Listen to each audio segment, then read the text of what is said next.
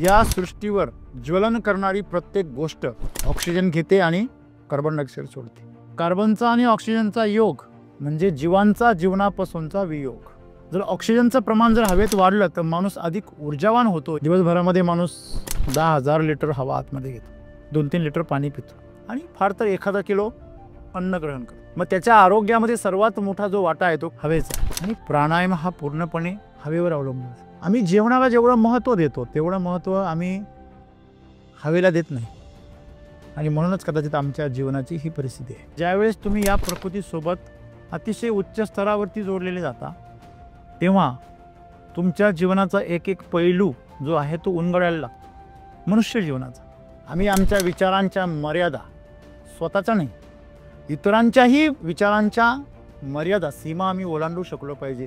त्याला आम्ही काय म्हणतो, जीनियस म्हणतो। जसं तंत्रज्ञान विकसित झालं तसं मनुष्य त्या पद्धतीने विकसित होत नाहीये। म्हणजे सद्गुरू आज आम्हाला जे सांगता की योगाचं जे शास्त्र आहे ते शास्त्र एवढं प्रगत आहे की जेव्हा ही यंत्रसामुग्री, आर्टिफिशियल इंटेलिजन्स, हे सगळं टेक्नॉलॉजी, हे सगळी मल्टीमीडिया, सोशल मीडिया, इंटरनेट काहीही नव्हतं तेव्हा आमचे ऋषीमुनींना चंद्र, तारे, ग्रह या सगळ्यांचं ज्ञान होतं कुठल्याही दुर्बिणीशिवाय। हे सगळं ज्ञान तुमच्या DNA मध्ये, तुमच्या शरीरामध्ये लाखो वर्षापासून साठलेलं आहे। तुम्ही जर आतमध्ये वळलात तर तुम्ही ते ज्ञान सगळं अनुभवू शकता, बघू शकता।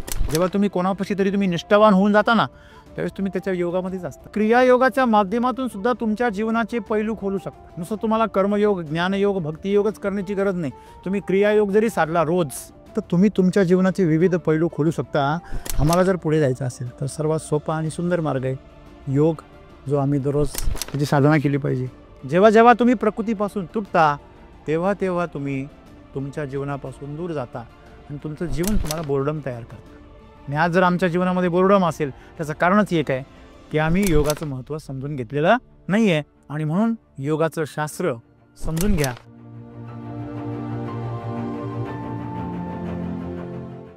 मित्र हो, एकदा काही मित्र एकमेकांमध्ये सकाळी सकाळी मॉर्निंग वॉकला जाताना चर्चा करत होते आणि हल्ली प्रदूषण फार वाढले। हवेमध्ये प्रत्येक शहरामध्ये पाहिलं तर ऑक्सिजनचं प्रमाण कमी झालेलं आहे। हे का होतं एवढं सर्व? प्रदूषण तर वाढलंय परंतु ऑक्सिजनचं प्रमाण कमी का होतंय? तर त्यातला एक जण गमतीने म्हटला की रामदेव बाबाचे शिष्य पहाटे पहाटे उठून सगळा ऑक्सिजन शोषून घेतात ना। हा जो विनोद आहे हा विनोद खरं तर आपल्या जीवनामध्ये प्रत्यक्ष घडतोय। हवेमध्ये कार्बन डायऑक्साईडचं प्रमाण वाढल्यामुळे उपलब्ध ऑक्सिजन हा कार्बनच्या योगामध्ये येतो आणि तो कार्बन डायऑक्साईड बनतो। त्याच्यामुळे हवेतलं ऑक्सिजनचं प्रमाण कमी होतं। म्हणजे कार्बन डायऑक्साईडचं प्रमाण वाढणं म्हणजेच ऑक्सिजनचं प्रमाण कमी होणं आहे। जर 21% जे प्रमाण आहे ऑक्सिजनचं ते प्रमाण कमी झालं तर याचं साहजिक उत्तर आहे कार्बन मोनॉक्साईड किंवा कार्बन डायऑक्साईड काय वाढलेलं आहे, वाढलेलं आहे। आणि कार्बन डायऑक्साईडचं प्रमाण जे आहे ते हे सिद्ध करतं की हवा प्रदूषित झाली।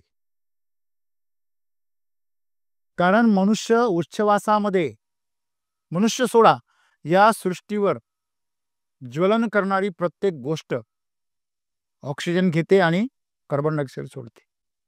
प्रत्येक जिवंत गोष्ट, प्रत्येक जीवन निर्माण करणारी प्रत्येक प्रक्रिया ही कार्बन डायऑक्साईडची निर्मिती करते आणि ऑक्सिजन ग्रहण करते। म्हणजे कार्बनचा आणि ऑक्सिजनचा योग म्हणजे जीवांचा जीवनापासूनचा वियोग, असं त्याचं सूत्र आहे।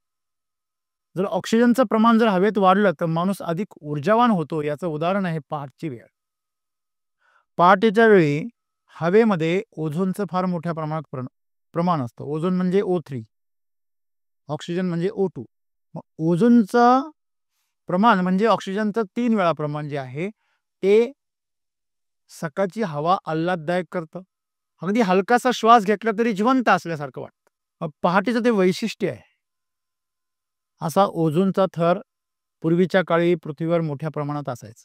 म्हणजे आज आम्ही एका प्रदूषित वातावरणामध्ये राहतो। हजारो लिटर हवा आम्ही आतमध्ये घेतो। दिवसभरामध्ये माणूस 10,000 लिटर हवा आतमध्ये घेतो, 2-3 लिटर पाणी पितो आणि फार तर 1 किलो अन्न ग्रहण करतो। मग त्याच्या आरोग्यामध्ये सर्वात मोठा जो वाटा आहे तो कशाचा आहे? हवेचा आहे आणि प्राणायाम हा पूर्णपणे हवेवर अवलंबून आहे. आम्ही जेवणाला जेवढं महत्त्व देतो तेवढं महत्त्व आम्ही हवेला देत नाही आणि म्हणूनच कदाचित आमच्या जीवनाची ही परिस्थिती आहे. सद्गुरू आज आम्हाला सांगता की तुमचा जो योग आहे, योग प्राणायाम जो आहे, तो क्रियायोगाबद्दल बोलता येते. खरं तर क्रियायोग म्हणजे क्रियेच्या माध्यमातून जाणीवपूर्वक विशिष्ट क्रिया करून तुम्ही या प्रकृतीसोबत, या पंचमहाभूतांसोबत तुमच्या शरीराचा संपर्क निर्माण करणे. जसं आपण आपल्या मोबाईलला रेंज सापडतो. इथे 1 टॉवर आहे, इथे 2 टॉवर आहे, इथे 3 टॉवर आहे. जेवढी तुमची रेंज कमी होते तेवढा तुमची जी व्यवस्था आहे ती अडखळायला लागते. जसं एखाद्याचा फोन, तुझा आवाज येत नाहीये, तुझा आवाज तुटक येतोय, याचा अर्थ रेंज कमी आहे. तशा प्रकारे तुम्ही जेवढे या प्रकृतीच्या आणि या सृष्टीच्या रेंजमधून बाजूला जाल तेवढे तुम्ही रोगट बनाल. ही झाली खालची बाजू. एक संतुलित बाजू अशी आहे की तुम्ही स्वस्थ आहात, निरोगी आहात आणि त्याच्या वरची पण एक बाजू आहे. कारण झाड जेवढं वरती दिसतं तेवढंच ते जमिनीमध्ये खोलवर पण असतं. आणि मग जीवनाची ही जी बाजू आहे वरची, ती ज्यावेळेस तुम्ही या प्रकृतीसोबत अतिशय उच्च स्तरावरती जोडलेले जाता, तेव्हा तुमच्या जीवनाचा एक एक पैलू जो आहे तो उलगडायला लागतो. मनुष्य जीवनाचा आपण जेव्हा एखाद्या अष्टपैलू व्यक्तीला बघतो, अरे हा म्हणजे हँडरायटिंग पण चांगली आहे, याची स्मरणशक्ती पण चांगली आहे, याचं वक्तृत्व पण चांगलं आहे, अरे हा कविता पण छान लिहितो, हा याच्या बोलण्यामध्ये किती माधुर्य आहे, याच्या बोलण्यामध्ये किती आत्मीयता आहे, याने जर काही केलं तर एकदम अप्रतिम करतो, त्याच्यासारखं कोणाला करताच येत नाही. याला मी अष्टपैलू असं म्हणतो, हे की नाही? अशी माणसं फक्त स्वप्नामध्येच येतात. आपल्या प्रत्यक्ष आपल्या जीवनामध्ये अशी माणसं आपल्याला अनुभवायला मिळत नाही आणि मिळाली तरी आम्हाला ती कळत नाही. का कळत नाही? तुम्ही असाच पेपर तपासू शकता जो तुम्ही पास केलेला आहे, ज्याचा तुम्ही अभ्यासच केलेला नाही, जो तुम्ही स्वतःच पास होऊ शकत नाही, असा पेपर तुम्ही तपासू शकता का? नाही. मग तुम्ही तुमच्या सारख्याच माणसाला ओळखू शकता, तुम्ही तुमच्यापेक्षा वेगळ्या असलेल्या माणसाला ओळखू शकत नाही. मग ही जी आमची क्षमता आहे अतिशय साधारण, ती क्षमता जर उंचावायची असेल तर आम्हाला योगाची गरज आहे, असं सद्गुरू म्हणतात. सद्गुरू म्हणतात फक्त तुम्ही जे विचार करता स्वस्थ, आज जगामध्ये एक प्रसार आहे, निरोगी राहायचं असेल तर योग करा. हे असं आहे की मी नेहमी गमतीने सांगत असतो, कोळा देऊन आवळा घेण्यासारखं आहे. म्हणजे एखाद्या जेसीबी मशीनकडनं टोकरी टोकरी मातीची अपेक्षा करण्यासारखं आहे.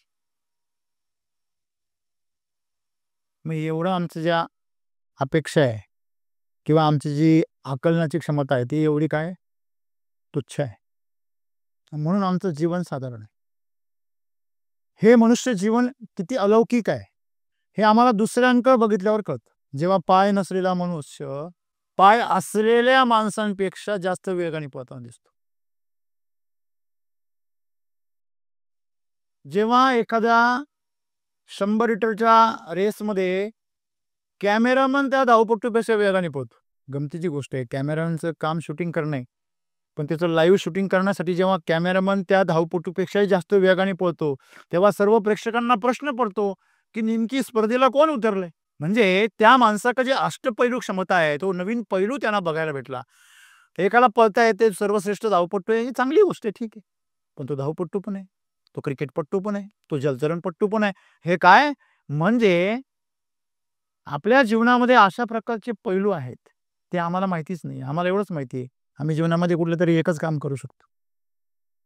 मग हे जे अष्टपैलुत्व जे आहे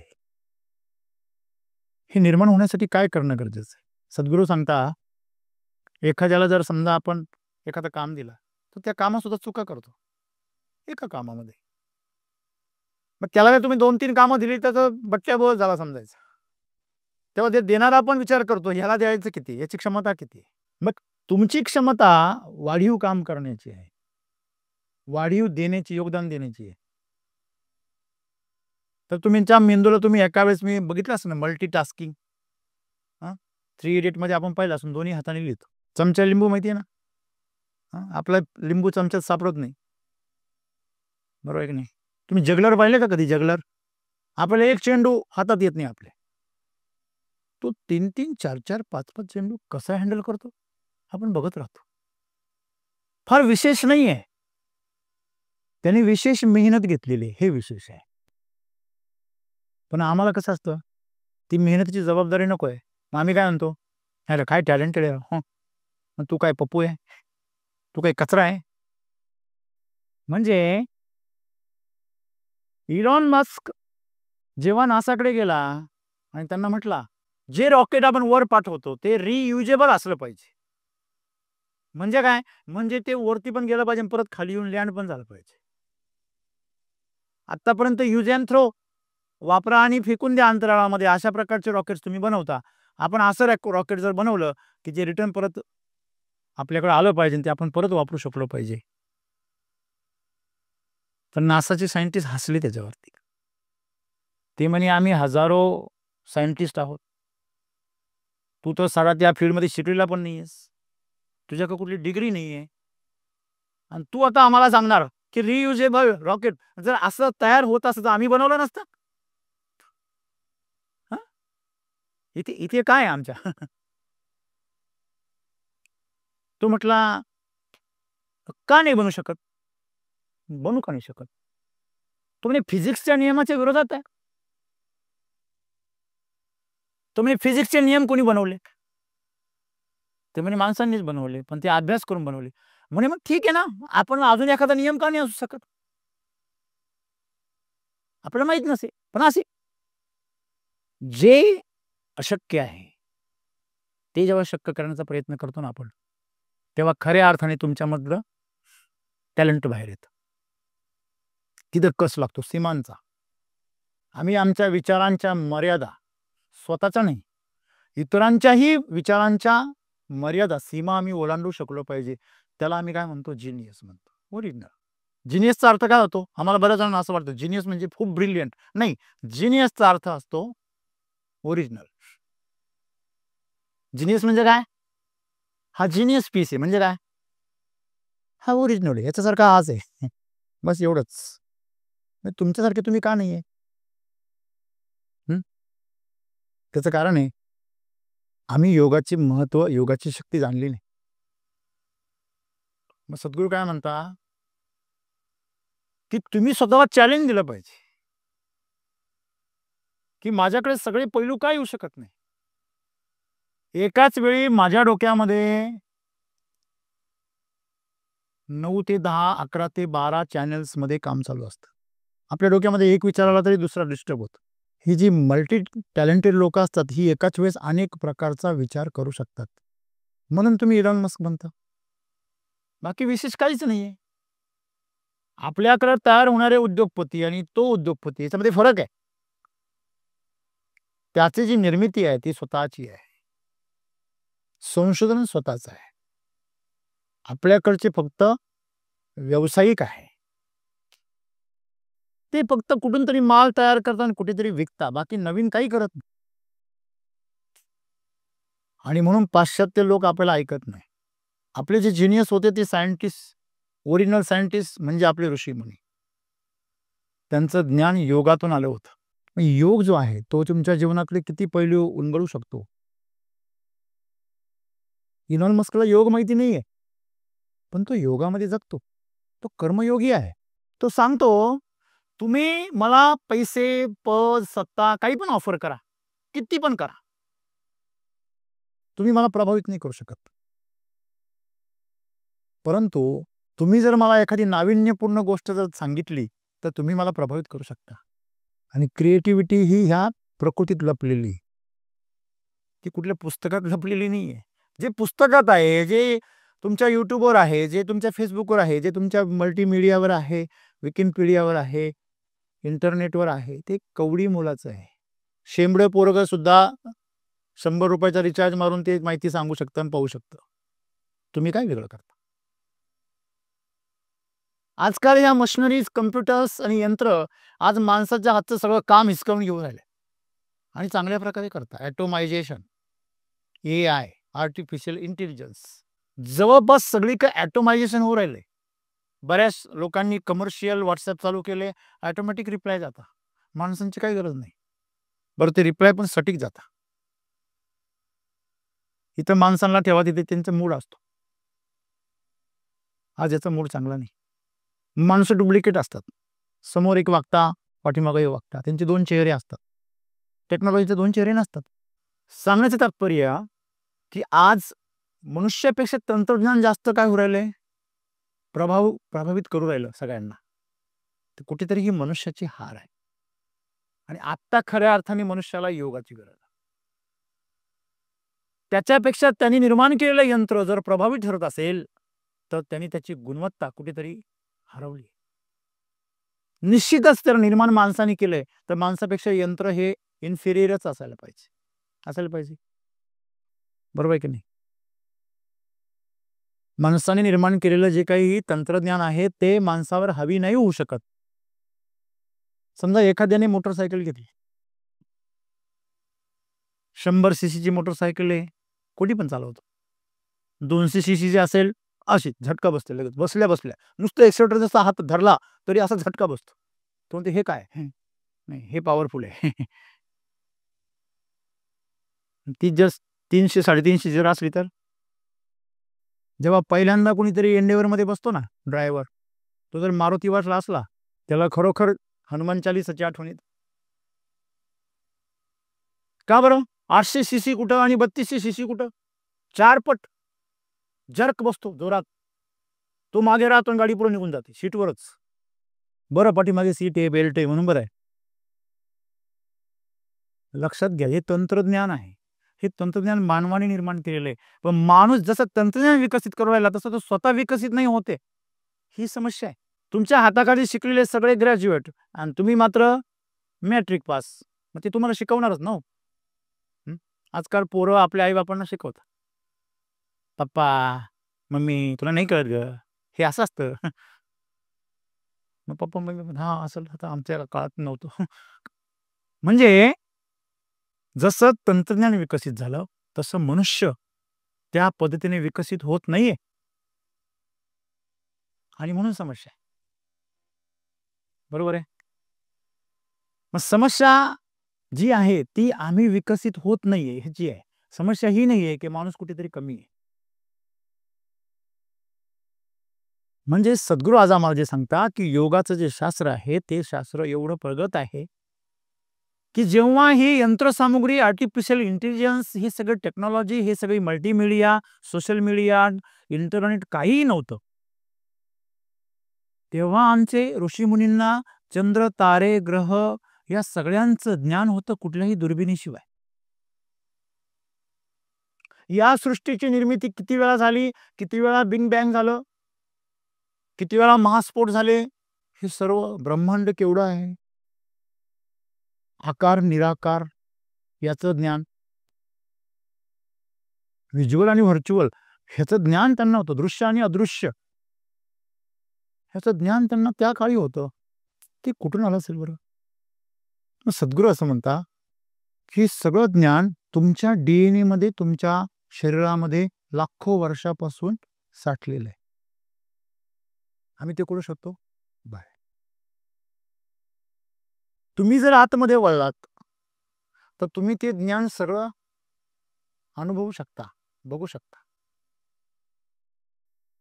सद्गुरू जर असं सांगता, जर तुमची ऊर्जा आज्ञाचक्रापर्यंत जर पोहोचली, समजा तुमचं चक्र आज सगळ्यांचं मूलाधार चक्र सगळ्यांचं सक्रिय असतं, ते पण अर्धवटच सक्रिय असतं, निम्म झोपलेलंच असतं. आपला जो कुंडलिनीचा जो साप आहे, तो झोपलेलाच आहे कायम, आयुष्यभर झोपलेला असतो. तो फक्त वासना आणि कामनेच्या वेळेस फणावर काढतो, बस तेवढाच. आणि तो बी एवढाच काढतो. तो बी काय असा भुजंगासारखा कोब्रा असतो ना, किंग कोब्रा, किती उंच होतो तो, माणसा एवढा उंच होतो. तर तेवढा फणा नाही, तो एवढाच असा, एवढाच असतो बस. हे की नाही, एवढंच आम्ही आयुष्य जगतो. रुद्र भगवान शिवशंकरांनी एक केस तोडला म्हणतात, एक केस, एक बाल. आणि त्याला त्याच्यापासून वीरभद्र बनवलं आणि त्याच्या माध्यमातून सर्व दुष्ट लोकांचा संहार करून टाकला. काय क्षमता असेल त्या शरीरामध्ये. हलाल विष प्राशन केलं आणि ते सुद्धा पचवलं. हे जे आम्ही वाचतो ऐकतो, नाही ते देव आहे. मग तुम्ही का बनत नाही? आपली ती क्षमता आहे का? मग तुमची काय क्षमता आहे? तुमची क्षमता काय? तुम्ही मेहनत घेत नाहीये, तुम्ही त्या दिशेने संकल्पवान होत नाहीये. तुम्ही संकल्पवान जर झालात, तुम्ही एक योग जरी साधलात, कर्मयोग जरी साधलात, तरी तुम्ही इलॉन मस्क बनू शकता, तरी तुम्ही नरेंद्र मोदी बनू शकता. ज्या हिंदूंना आपल्या स्वतःच्या देशामध्ये एवढी रिस्पेक्ट मिळत नाही, त्याचा पुरस्कार करणाऱ्या नेत्यांना त्याची रिस्पेक्ट मिळत नाही, त्या हिंदूंना जगातला सर्वात बलाढ्य देश आहे अमेरिका, ज्याच्या तालावर, ज्याच्या पैशाच्या आणि सत्तेच्या ताकदीवरती बाकीचे देश डान्स करतात. त्याचा राष्ट्रपती काय म्हणतो? हिंदू माझे सर्वात प्रिय आहे, आज मी त्यांच्यामुळेच इथे आहे. व्हाईट हाऊसमध्ये त्यांचं स्वागत आहे. एवढा मोठा बहुमान आणि सन्मान मिळण्यासाठी त्याच्यासाठी नरेंद्र मोदींसारखाच एक वीर पुरुष असावा लागतो. हे कुठल्या पक्षाची किंवा कुठल्या निवडणुकीच्या संदर्भातली वक्तव्य नाही. इतिहास घडतोय, पण आपण पुढची पिढी ती वाचणार आहे, आपण नाही वाचणार आहे. जेव्हा शिवाजी महाराज प्रत्यक्षात होते, तेव्हा त्यांना विरोध करणारे नव्हते का? त्यांच्याबरोबर फितुरी करणारे नव्हते का? होते. का तर ते योगात नव्हते ना. योग ही शक्ती किती प्रचंड आहे बघा. जे जे जोडले गेले शिवाजी महाराजांशी, त्यांचं नाव आज अजरामर आहे. समजा शिवाजी महाराजांनी नेतृत्व केलं नसतं, त्यांनी हे जर जंगच छेडलं नसतं स्वराज्याचं, तर हे हिरे चमकले असते का? नाही. योगाची ताकद पहा. त्यांनी फक्त समर्पित, त्याला भक्ती योग म्हणतात. जेव्हा तुम्ही कोणापाशी तरी तुम्ही निष्ठावान होऊन जाता ना, त्यावेळेस तुम्ही त्याच्या योगामध्येच असता. योग म्हणजे काय? नुसतं क्रियायोग नाहीये. आणि मग सद्गुरू काय म्हणतात, की तुम्ही क्रियायोगाच्या माध्यमातून सुद्धा तुमच्या जीवनाचे पैलू खोलू शकता. नुसतं तुम्हाला कर्मयोग, ज्ञानयोग, भक्तियोगच करण्याची गरज नाही. तुम्ही क्रियायोग जरी साधला रोज, तर तुम्ही तुमच्या जीवनाचे विविध पैलू खोलू शकता, ज्याचं तुम्हाला दुसऱ्यांचे बघितल्यावरती ईर्ष्या होते. दुसऱ्यांचं कौतुक आणि त्यांचं टॅलेंट आणि हुशारी बघितल्यानंतर जसं आम्हाला त्याची ईर्ष्या होते, तर आम्ही त्याच्या पलीकडेही आमचं टॅलेंट विकसित करू शकतो, आमची बुद्धिमत्ता, आमचं कौशल्य विकसित करू शकतो. असे अष्टपैलू आम्ही होऊ शकतो, असं सद्गुरू म्हणतात. ते अष्टपैलू जर व्हायचं असेल, तर तुम्ही क्रियायोगाच्या माध्यमातून सुद्धा होऊ शकता. केवळ फक्त आरोग्य मिळावं, स्वास्थ्य मिळावं म्हणून तुम्ही योगाचा वापर जर करत असाल, तर तुम्ही फार त्याचा तुच्छ वापर करता. योगशास्त्र जे आहे ते केवळ आरोग्य आणि तंदुरुस्तीसाठी नाहीये. तंदुरुस्ती म्हणजे काय? तन म्हणजे शरीर, त्याला दुरुस्त करणे म्हणजे काय करणे? शरीर दुरुस्त करणे म्हणजे त्याला तंदुरुस्ती असं म्हणतात. मग हे जे तंदुरुस्ती आहे शरीराच्या आणि मनाच्या आरोग्यासाठी आम्ही जो विचार करतो योगाचा, लोक म्हणतात, अरे तुमचं काय हृदयरोग आहे का? हा, मग अनुलोम विलोम करा. तुम्हाला काय पोटाचे आजार आहे का? मग कपालभाती करा. तुम्हाला काही श्वसनाचे आजार आहे का? मग भ्रामरी करा, भस्त्रिका करा. कानाचे आजार आहे तर भ्रामरी करा. मेंदूचा त्रास आहे तर प्रणव ध्यान करा. म्हणजे आम्ही योग सुद्धा असा आजारांसाठी त्याचा उपचार पद्धती म्हणून वापर करतो. म्हणून सद्गुरूंना हे सांगावं लागलं. तुमची अवस्था अंदमान निकोबार मध्ये चंदनाचा कोळसा जहाजावाल्यांना विकणाऱ्या आदिवासींपेक्षा फार चांगली नाहीये. तुम्ही जरी स्वतःला सुशिक्षित समजता, हुशार समजता, पण जर आज तुमच्या बघा, ज्याला नाही माहिती आहे तो तर त्याला माहिती नाही, तो काहीच करू शकत नाही. पण तुम्हाला माहिती आहे मग तुम्हाला जर माहिती आहे की योगामध्ये ही ताकद आहे आणि योग ही तुम्हाला माहिती आहे, तर तुम्ही का त्याचा वापर करत नाही? कारण तुम्हाला तिथपर्यंत जायचंच नाहीये. आम्ही अशा प्रकारच्या आहार आणि विहाराच्या संपर्कात आहोत, की आम्हाला सगळं आपोआप झालं पाहिजे. कुंडलिनी आपोआप जागृत झाली पाहिजे. मग अमेरिकेमध्ये एकाने गोळ्या काढल्या होत्या. गोळ्या खायच्या आणि कुंडलिनी जागृत करायची. कुंडलिनी तर दारुड्याचे पण जागृत होते पिल्यावर. हं, हं. पण तो ती जागृत करण्याचा मार्ग नव्हे. भास आहे तो. दारुड्याला वाटतं मी कुठे आहे? विचारा बरं त्याला पेलेल्या अवस्थेमध्ये. तो म्हणतो मी स्वर्गात आहे. आपण पाहतो तो गटारीत पडलेला असतो. डुक्कर सुद्धा त्याचा वास घेऊन दोनदा निघून जातं. हे आपल्यापेक्षा गैरगुजरी परिस्थिती. आपला तर जन्म याच्यामध्ये, आपला परिस्थिती वेगळी. हां, डुकराला वाटत असे नाही, अरे ह्याची अवस्था पाहून माणूस व्हावं का आपण नक्की? मग आहे ते बरं आहे. म्हणजे माणसाने आपली जी अस्तित्व आहे, आपलं जे जीवन आहे, ते एवढं काय करून टाकलंय, खालावून टाकलेलं आहे. आणि म्हणून आम्हाला जर पुढे जायचं असेल, तर सर्वात सोपा आणि सुंदर मार्ग आहे योग, जो आम्ही दररोज त्याची साधना केली पाहिजे. त्यातून आपण आपली उन्नती साधली पाहिजे. आणि म्हणून हा जो काळ आहे, धन त्रयोदशीपासून ते मकर संक्रांतीपर्यंत हा योगासाठी अत्यंत सुंदर असा कालावधी आहे. या कालावधीमध्ये आम्ही प्राणायाम, योगा, सूर्यनमस्कार यांचं अनुसरण केलं पाहिजे नित्य नियमाने. सर्वात महत्त्वाची गोष्ट आहे ती. माणसं सगळं करतात पण नियमाने करत नाही. मित्रांनो, जीवनाची सर्वात सुंदर व्याख्या आहे की तुम्ही सतत कोणाच्या ना कोणाच्या जीवनाला स्पर्श केला पाहिजे. हे जीवन आहे. योगामध्ये जीवन. योग म्हणजे काय? जोडलेले असले पाहिजे. तुम्ही कुठेतरी जोडलेले असले पाहिजे. कामाशी जोडलेले पाहिजे, व्यक्तीशी जोडलेले पाहिजे, कुठल्यातरी जीवनाशी जोडलेले पाहिजे, ह्या प्रकृतीशी जोडलेले पाहिजे. जेव्हा जेव्हा तुम्ही प्रकृतीपासून तुटता, तेव्हा तेव्हा तुम्ही तुमच्या जीवनापासून दूर जाता आणि तुमचं जीवन तुम्हाला बोर्डम तयार करतं. आणि आज जर आमच्या जीवनामध्ये बोर्डम असेल, त्याचं कारणच एक आहे की आम्ही योगाचं महत्त्व समजून घेतलेलं नाहीये. आणि म्हणून योगाचं शास्त्र समजून घ्या आणि तुमच्या जीवनामधले विविध पैलू, नुसतं आरोग्य आणि तंदुरुस्ती इथपर्यंतच तुम्ही थांबलेले आहात, त्याच्या पुढेही जा. तुम्ही दुधाचं फक्त दही करता आणि खाता, तुम्हाला माहितीच नाहीये. तुम्ही म्हणता काय रे? नाही ते नाचतं ना म्हणून दही करता. तुम्ही कल्पना करा बरं, ज्या फार पूर्वीच्या काळी जेव्हा पहिल्यांदा दूध काढलं जनावराचं माणसाने, तेव्हा त्यांनी सुरुवातीला दही आपोआप झालं. त्यांनी केलं नाही. दही आपोआप झालं. मग त्याला कळलं, अरे एक दिवस शिळं राहिलं. आणि मग ते शिळं राहिलेलं दूध जे दही बनलं, मग त्यांनी अरे याच्यापेक्षा चांगलं लागतंय ते. मग ते त्यांनी खाल्लं. मग एक दिवस असंच काही निमित्ताने ते घुसळलं गेलं. मग त्याच्यावरती काय आला? थर आला. मग त्यांनी पाहिलं अरे हे ते वेगळंच आलं याच्यावरती काहीतरी. म्हणजे माणसाला त्याचा जसा जसा शोध लागत गेला, शेवटी त्याला कळलं याच्यापासून काय बनू शकतं? तूप बनू शकतं. आणि तूप हे चिरंजीव आहे, अमृत आहे. आणि जर तुमच्याकडे चिरंजीव गोष्ट असेल, तुम्ही नश्वर गोष्टीच्या का मागं लागायचं? मग तुम्हाला जर अनंत काळासाठी जर दूध टिकवायचं असेल, तर तुम्ही त्याचं काय बनवलं पाहिजे? तूप बनवलं पाहिजे. दह्यावर समाधान नाही मानलं पाहिजे, किंवा त्याचा खवा बनवून किंवा पेढे बनवून किंवा बर्फी बनवून त्याच्यावर समाधान नाही मानलं पाहिजे. त्याला काहीतरी काय आहे? त्याला कालावधीची मर्यादा आहे. त्याचा नाश होणार आहे, परंतु तुपाचा नाश नाही होणार. आणि म्हणून दुधाचं तूप बनणं म्हणजे माणसाचं देवत्व निर्माण होणं. हे जे आहे हे तूप म्हणजे समाधी आहे.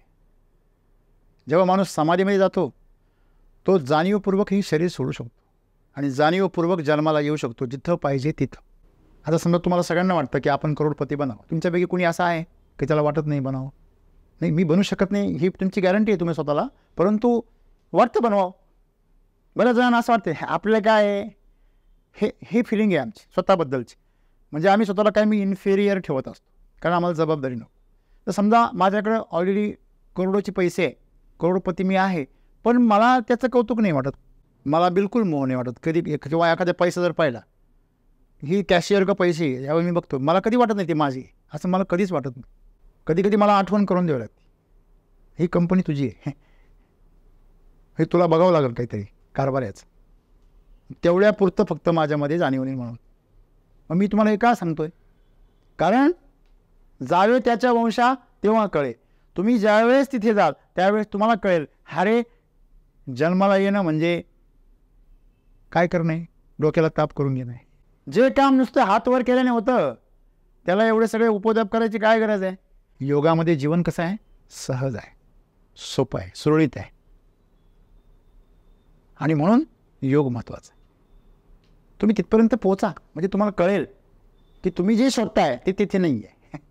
कारण तुम्ही जे शोधताय तो आनंद आहे जो तुमच्या आतमध्ये आहे आणि तो तुम्हाला प्रज्वलित करायचा आहे. आणि तो करण्याचा मार्ग म्हणजे योगशास्त्र आहे. धन्यवाद.